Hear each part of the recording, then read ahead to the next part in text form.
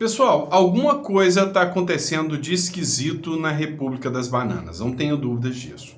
Um dos pontos que a gente vai citar é que a Globo agora virou inimiga do Lula. Não sei o que está acontecendo, mas a Globo News, o próprio Bonner, tá falando do Lula como se fosse o Lula lá do Mensalão, do Petrolão, quando eles criticavam o PT. O que aconteceu? Será que o Pix não caiu? Alguma coisa, né? Algo de errado não está certo nessa história. E a gente vai falar sobre isso aqui. Inclusive, o Lula está sendo pressionado pelas centrais sindicais. E aí, teve um vídeo do Janones, né? Tentando espalhar a falácia de que foi o Bolsonaro responsável pela fraude do INSS, mas todo mundo detonou o Janones, porque, assim, tá nítido e escancarado. E esse escândalo aí é no governo Lula. Todo mundo viu isso, né? E não adianta narrativa para tentar mudar a regra do jogo. Outro ponto também é o Hugo Mota. O Hugo Mota está revoltado com o Cristiano Zanin, do STF. Porque, no caso Ramagem, o Cristiano Zanin extrapolou mas todos os limites da independência entre os poderes, mandando à Câmara dos Deputados, né, um ofício sobre o que ela pode ou não decidir no que está previsto na Constituição. Isso aí deixa o Hugo Mota possesso, mas não sei, é só impressão minha, parece que o Hugo Mota não vai fazer nada, pode ficar bravo. Entendeu que ali ele é só um fantoche, que quem manda mesmo na Câmara dos Deputados, mas nem o Alcolumbre nem ele, é o STF. Será que é isso mesmo que está acontecendo? Bora entender tudo isso que está rolando aqui na República das Bananas. Então, tô gravando no domingo para você, presta atenção. Parei para gravar, né? Saí com a família, já tomei aquele café da manhã maravilhoso para poder trazer um vídeo para vocês. E eu acho que isso no mínimo merece um like, né? Você já tomou café com sua família hoje? Já esteve com a sua família? Se não, vai estar logo, Deus vai te abençoar. Mas é o seguinte, inscreva-se no canal, curte e compartilha porque isso ajuda bastante, tá? E a gente tá na nossa meta aí de bater 2 milhões de seguidores, eu sei que a gente vai conseguir chegar lá. Fechado? Vamos comigo? Vamos começar? Olha só, vamos começar falando do escândalo da Previdência. Meu amigo, quando a imprensa oficial do governo está batendo no governo, é porque a coisa é indefensável. Até o William Bonner, o homem da voz muito bonita, o William Bonner, até ele, né? Tá agora detonando o Lula e escancarou, ó, não tem jeito, o governo sabia. Olha só, o Bruno Zambelli fez uma publicação aqui, e diz o seguinte: o Jornal Nacional expõe provas que ministro de Lula sabia dos roubos do INSS. Acompanha essa matéria comigo, não tem preço. Atas de reuniões que mostram que o ministro da Previdência, Carlos Lupe, foi alertado sobre o aumento de descontos não autorizados em aposentadorias, mas levou quase um ano para tomar as primeiras providências. O Conselho Nacional da Previdência Social é presidido pelo ministro da Previdência e reúne a cúpula da pasta e do INSS, além de associações de aposentados, sindicatos e entidades patronais. O Conselho estabelece diretrizes, acompanha e avalia a gestão da Previdência. O esquema de fraudes pode ter desviado mais de 6 bilhões de reais de aposentadorias e pensões do INSS. Segundo as investigações, 11 associações são suspeitas de descontar valores de mensalidades dos aposentados sem a permissão deles. O primeiro alerta ao ministro da Previdência, Carlos Lupe, foi feito em uma reunião do Conselho no dia 12 de junho de 2023. De acordo com a ata, abertos os trabalhos, a conselheira Tônia Galetti relatou que havia solicitado a inclusão da discussão sobre os acordos de cooperação técnica, ACTs, das entidades que possuem desconto de mensalidade junto ao INSS, a qual não foi aprovada, uma vez que a pauta já estava elaborada. Lupe rejeitou o pedido por não estar na pauta. A conselheira reforçou a solicitação, tendo em vista as inúmeras denúncias feitas. Pediu que fossem apresentadas a quantidade de entidades que possuem ACTs com o INSS, a curva de crescimento dos associados nos últimos 12 meses e uma proposta de regulamentação que trouxesse maior segurança aos trabalhadores, ao INSS e aos órgãos de controle. Ainda segundo a ata, Carlos Lupe registrou que a solicitação era relevante, porém não havia condições de fazê-la de imediato, visto que seria necessário realizar um levantamento mais preciso. O ministro, então, solicitou que o tema fosse pautado para a reunião do mês seguinte, em 27 de julho de 2023, o que mais uma vez não aconteceu. Vamos lá, vamos deixar claro aqui, senão vai ficar muito extenso aqui.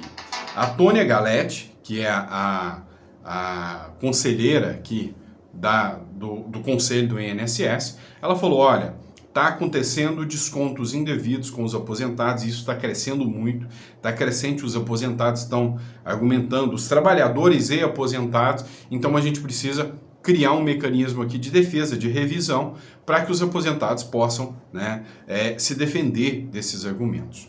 Primeiro ponto que vocês precisam saber, né? Chutei aqui. Qual o primeiro ponto que vocês precisam saber? Quando é que começou mesmo essa história do aposentado ser lesado? Começou no governo Dilma Rousseff. Lá quando eles criaram o Meu INSS, onde o aposentado parou de receber o contra-cheque em casa, foi onde abriu, escancarou as portas para que as fraudes pudessem acontecer. Tudo isso aconteceu lá, tá? Quando o INSS escancarou as portas, quando ele falou, não vou mandar mais o papel para os aposentados. Ou seja, o seu contra-cheque não chegava para você falar, olha, peraí, tá tendo um desconto aqui. Ou seja, caiu o dinheiro na sua conta, a maioria idosos, muitos analfabetos, pessoas com deficiência, ele não vai entrar num aplicativo complicado de mexer, difícil de mexer, para poder ir lá e tirar o contra-cheque para ver se alguém estava roubando ele ou não. Ou seja, eles vêm sendo vítimas, né, ao maior tempão, né, com essas fraudes. Só que em 2023, adivinha o que aconteceu em 2023, né, 2022, o Bolsonaro saiu, em 2023 aconteceu um negócio. De 2023 para frente, disparou, né, os escândalos do INSS. Até a Daniela Lima, né, fez um editorial aqui falando sobre isso. Dá uma olhada. Tá aqui, gente. O TCU avisou o INSS de fraude em 2023, mandou o órgão mudar o seu sistema, mas o esquema foi mantido. Uma decisão do ministro Benjamin Zimler, que eu vou mostrar para vocês já já, que apontava já em 2023. INSS, você está sendo alvo de fraude. Os beneficiários, os aposentados e pensionistas estão sendo fraudados por uma série de entidades auditadas pelo Tribunal de Contas da União. E já naquela época, o TCU mandou tomar providências e o INSS ignorou. Vamos aqui repetir. Sob a gestão do aliado do ministro Carlos Lupe, o INSS ignorou as ordens e as determinações do TCU e seu próprio regramento interno. Eu acho que não precisa nem desenhar, né? O assunto do momento é essa questão das fraudes do INSS, né? E aí, muita gente está falando o porquê que o ministro não agiu. Jovem Pan News também, tá aqui, ó.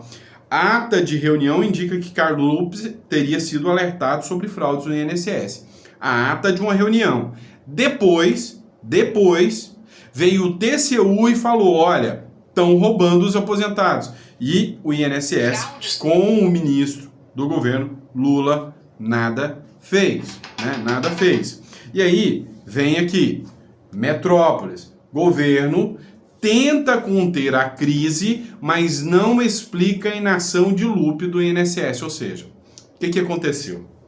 O INSS, o governo Lula, ele tentou lucrar politicamente em cima disso, tentando jogar essa pecha para o Bolsonaro. Ou seja, não, nós vamos jogar isso aqui para cima do Bolsonaro, vamos falar que esse esquema gigantesco foi do Bolsonaro e que a nossa Polícia Federal que descobriu o esquema. Só que a grande questão aqui fica, por que a Polícia Federal deflagrou isso aqui? Por que a Polícia Federal estourou essa bomba aqui, que pode ser, né, o próximo mensalão, aí, ou até maior do que o mensalão do governo Lula? É simples, duas teorias. A primeira teoria, tá? Só teoria, é de que quando foi descoberto, foram por oficiais da Polícia Federal, sérios, que já vazaram isso para a imprensa, e a bomba já estourou, e quando estourou, já tinha, né, a ação, a deflagração toda preparada. E aí não tinha como esconder mais. É o primeiro ponto. O segundo ponto é que há uma teoria de que o STF estaria incomodado com a inação do governo Lula para conter o PL da anistia. Ou seja, a gente já mandou recado, já mandou a Gleisi Hoffmann calar a boca, já mandou o Lula reverter isso aí, você não está conseguindo controlar. Então eu vou fazer o seguinte, eu vou estourar uma bomba aqui, vou deixar estourar a bomba e se vocês seguirem a cartilha certinho, eu, STF, abafo o caso. Se não, Lula, você vai voltar lá para Curitiba, entendeu? E aí eu não sei qual que é verdadeira, só sei de uma coisa. Tá esquisita essa história. E aí todo mundo joga na pecha no Bolsonaro. O Bolsonaro editou uma lei antifraude, tá? E nessa lei antifraude previa a revisão do INSS a cada 3 anos. Na época, eu lembro que muitos aposentados reclamaram que ia sair a revisão da vida toda, lembra? E eu cheguei até a comentar com algumas pessoas que os aposentados estavam reclamando que se eles fossem excluídos das associações, eles perderiam o pagamento da revisão da vida toda. Então muitos não queriam que tivesse a exclusão automática. Mas não quer dizer que não precisava ter fiscalização, não é? Pois é, mas todo mundo falava que era a culpa do Bolsonaro, né? Os petistas todos estão falando que a culpa era do Bolsonaro. Mas aí surgiu um novo vídeo, né? Um vídeo que aconteceu lá nas eleições de 2022. Dá uma olhada. Então, da tua história, o seu governo foi campeão em corrupção, Lula, nada mais além disso. E falar em aposentado, especialidade de roubar aposentado, é tua. Veja como é que estão os aposentados da Caixa Econômica Federal, da Petrobras, tá? E dos Correios. Tem um desconto extra enorme até 2030, porque vocês roubaram os fundos de pensões deles, e se eles não fizessem desconto até 2030... teria quebrado a previdência deles e eles estariam sem aposentadoria hoje em dia. Eu vou dizer, você fez a pior gestão da tua história. Dura que o danado avisou para todo mundo, né? Mas tá aí o Lula, né? Presidente da República. E aí, vamos agora entender o seguinte. Agora a bomba já tá feita. O que acontece? Dia do Trabalhador, dia 1º, é o dia que todos os dirigentes sindicais se reúnem, dia 1º de maio, dia do Trabalhador, para poder encontrar, né, com a galera da esquerda, com o Lula, e tem um evento que é histórico, que o Lula sempre compareceu. E aí, os dirigentes sindicais, né, convocaram o Lula mais uma vez. Olha, Lula, dia do Trabalhador, você não vai deixar a gente sozinho, né? Dirigente sindical pede o Lula no 1º de maio e diz que ele vai precisar dos votos, né, dos sindicatos. Ou seja, Lula, é o seguinte, eu tô vendo todo mundo maiando os sindicatos. Agora, com essas decisões que virão aí, o Congresso vai dar resposta. Vai ter CPI, um monte de sindicato vai quebrar, inclusive o sindicato que o seu irmão tá lá vai quebrar. E se você nos abandonar, você vai perder os votos. Você vai precisar de votos. Qual que é a resposta que ele deu para a Folha de São Paulo? Para a Folha, qual foi? Lula decide não ir a ato de 1º de maio das centrais sindicais. Por quê? Porque são as centrais sindicais que estão sendo acusadas de terem passado a perna nos aposentados. Então, não tem nem o que se falar, né? Não tem nem o que se falar, né? Vamos lá. Outro ponto que a gente precisa falar aqui é uma publicação sobre o caso Ramagem, né? Deixa eu encontrar ela aqui para a gente debater. Achei. Olha só. Petistas colocam panos quentes em decisão do STF, né, sobre Ramagem. Isso aqui tá dando uma dor de cabeça, mas das grandes. Lideranças do PT tentam colocar panos quentes na decisão do STF, que delimitou os crimes do deputado Alexandre Ramagem, que a Câmara pode analisar, e que irritou o presidente da casa, Hugo Mota. Em reservado, petistas lembram que o ministro Cristiano Zanin, bastante próximo do partido e indicado por Lula, oficializou a comunicação à casa por ser o presidente da primeira turma da corte, mas que a decisão não foi dele não, provavelmente do Moraes. Na realidade, foi o ministro Alexandre de Moraes, relator da ação, que julga uma suposta tentativa de golpe de Estado entre 2022 e 2023, quem decidiu que a Câmara só pode tratar de crimes praticados após a diplomação da Ramagem. Deixa eu explicar para vocês, tá? Calma. É o seguinte, a primeira turma do STF, que só foi indicada só por petista, inclusive o presidente dela hoje é o ex-advogado do Lula e do PT, o Zanin. Eles estão julgando o Bolsonaro por golpe de Estado. Uma das situações que aconteceu é que o único deputado que está nesse julgamento é o delegado Ramagem. Ele é deputado federal. A Constituição, ela diz o seguinte: olha, se um deputado estiver sendo investigado ou processado por iniciativa do partido político, que é o PL pode pedir para o Congresso sustar o processo até terminar o mandato. Ou seja, o Congresso pode falar o seguinte: olha, Alexandre de Moraes, não julgue isso aí, ele ainda é deputado, esse processo contra ele não vai continuar. Não vai continuar. Ele só pode ser preso em flagrante delito e ele não pode ser processado por esses crimes, então não vai continuar. É uma prerrogativa da Câmara dos Deputados. Só que, se suspender o processo contra o Ramagem, suspende contra o Bolsonaro também e contra todos os demais, porque o processo não pode seguir separado. Então, o STF tinha duas situações: absolver sumariamente o Ramagem, só que isso ia enfraquecer, né, as narrativas deles contra os demais. Se eles absolvessem ou dissessem: Ramagem, você não praticou nada, e tira o Ramagem, os outros iam falar: mas peraí, o Ramagem foi liberado, por que nós não? Então, para não fazer isso, o STF fez algo muito pior. Ele mandou um ofício para o Congresso Nacional dizendo: olha, esse crime eu deixo vocês aplicarem a Constituição, que é a regra de vocês. Nesse de golpe de Estado, nesse de depredação do patrimônio público, que é o 8 de janeiro, nesses eu não deixo não. Gente, o STF não pode fazer isso. O STF, ao fazer isso, ele viola de morte a Constituição e a prerrogativa da Câmara dos Deputados. É por isso que o Hugo Mota ficou super irritado, super nervoso com as decisões do Zanin. E aí depois os petistas, né, que não estão defendendo a Câmara, só que isso vai pegar pesado. Por quê? Porque os petistas são deputados. Eles têm que defender a prerrogativa deles. E aí abre um precedente, porque lá na frente os petistas podem precisar que o PT suste alguma ação contra eles. Não vai acontecer. Entenderam? E aí o que acontece? Agora o Hugo Mota está revoltado e pode até, né, depois descontar nesses petistas aí. Uma coisa é certa: houve, né, um claro e inequívoco, né, atropelo por parte dos ministros do STF sobre as prerrogativas da Câmara dos Deputados. Vamos lá, pessoal. Você acha que o mundo vê o Brasil como democracia ou ditadura? Vota aí para mim. O Brasil é uma democracia ou é conhecido como uma ditadura? Como que o mundo enxerga isso? Por que eu vou falar? Tem hoje uma matéria do Hoje no Mundo Militar, que é um site especializado em questões militares. E aí, vai ter um evento, né, para comemorar, né, o comunismo lá na Rússia, e a lista dos líderes que comparecerão ao desfile de 9 de maio em Moscou foi confirmada. E adivinha aqui da América do Sul, só 3 figuras muito sérias, muito respeitadas no mundo, que irão, né? Adivinha? Maduro, o Nicolás Maduro, o amigo do Lula, vai.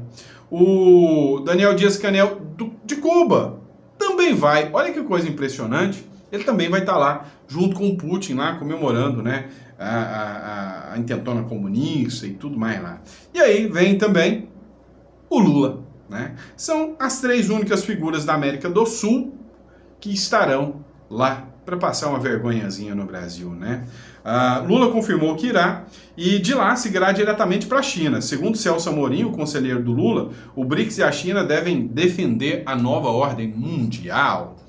E aí, cara, é tenso, né, a gente acompanhar tudo isso que está acontecendo no Brasil, né? Assim, cara, como esse presidente envergonha o Brasil. Vamos lá, pessoal. O que me estranha, né? Matéria do Poder 360. A Globo está descendo a lenha no Lula hoje. A Globo teve 17,4 bilhões de receita e de lucro de 2,1 bilhões, né? 17 receita e 2 bilhões de lucro. A família Marinho, controladora do maior grupo de mídia do Brasil, ficou com 2,55 bilhões de reais, ou seja, lucro recorde. Durante o governo e a gestão Bolsonaro, né, a Globo estava em maus lençóis, passando mal, né, passando muito mal. Agora volta o Lula, recursos públicos sendo enfiados na Globo, né, promoções ali absurdas em volta da Globo, e a Globo volta a ter, né, popularidade e dinheiro, né? E mesmo assim a Globo está detonando o Lula. Algo de errado não está certo nessa história, né? Vamos falar de anistia? Mas não é anistia para os presos do 8 de janeiro, não. Lembra dele, do Álvaro Dias, né? O Álvaro Dias foi candidato a presidente da República em 2018 com o Bolsonaro, lembra? Pois é, Álvaro Dias, matéria da Folha de São Paulo, é declarado anistiado político por atuação como vereador durante a ditadura. A comissão de anistia declarou na última quarta-feira o ex-senador Álvaro Dias, do Podemos, como anistiado político por ter atuado como vereador por Londrina até 1971, sem remuneração, um instrumento da ditadura militar para restringir a participação política nas câmaras municipais. O relatório sobre o pedido de anistia política sem reparação econômica, formulado por Álvaro Dias, ficou a cargo do conselheiro Rodrigo Lentes. Ou seja, o Álvaro Dias agora é um anistiado político. Por quê? Porque ele atuou como vereador e não recebia salário, né, na época. O Álvaro Dias, particularmente, eu conheço o Álvaro Dias pessoalmente, sempre me tratou muito bem, é um homem muito, muito inteligente, o Álvaro Dias, é um homem que eu não vejo má intenções dele, não tem escândalo de corrupção. Na época, quando eu encontrei o Álvaro Dias, né, ele me recebeu no gabinete dele para a gente conversar mesmo. E aí ele falou muito sobre a questão do fim do foro privilegiado, né? Pelo impacto do canal, ele falou: Sandro, você deveria, me convidou para ir lá, falou: Sandro, você deveria defender bastante a pauta do fim do foro privilegiado, é uma bandeira nossa há muito tempo. E aí foi dali que surgiu a ideia da PEC da pauta popular, da reclamação deles, é que eu falei: não, eu vou criar a ideia da PEC da pauta popular, e cometi uma burrice sem tamanho, que foi entregar isso na mão do Cajuru, né? Do Cajuru. Mas a PEC da pauta popular, para quem nunca acompanhou, acompanha aí, a PEC da pauta popular, é que se o povo, se a gente chama isso aqui, né, a República Tupiniquim de Democracia, o povo poderia, por exemplo, ir lá, assinar, colher 2 milhões de assinaturas, ir lá e protocolar o pedido, por exemplo, da anistia, e a Câmara era obrigada a votar. E se o Hugo Mota não colocasse em votação, ele responderia por falta de decoro parlamentar, porque ele estava desrespeitando um pedido direto do povo. Então, assim, se eu tenho um processo que estava parado, como, por exemplo, o fim do foro privilegiado, ou a PEC da anistia, o PL da anistia, eu colheria as assinaturas e protocolava. Ele já entrava automático na pauta, independente da vontade do Hugo Mota. Por quê? Porque é a vontade do povo. É do povo. Mas nunca passou. Apresentei para o Eduardo Bolsonaro rejeitou esse pedido, né, de que o povo pudesse assinar e pautar. Apresentei para outros deputados lá também, mas o que topou apresentar foi o Cajuru, né? E o Cajuru apresentou, mas engavetou, né? Era aquela época que o Cajuru ainda falava do STF e tal, depois ele virou de uma hora para outra e engavetou tudo que poderia, né, comprar briga com alguém, né? Mas é isso, fazer o quê? É o Brasil, né? A PEC da pauta popular ainda tá lá, tá parada, e ninguém nem de direita quer abraçar isso aí. Fazer o quê? Tá bom? E é isso, pessoal. Espero que vocês tenham gostado do nosso editorial. Um grande abraço para vocês. Eu vejo vocês daqui a pouquinho no próximo editorial. Abraço.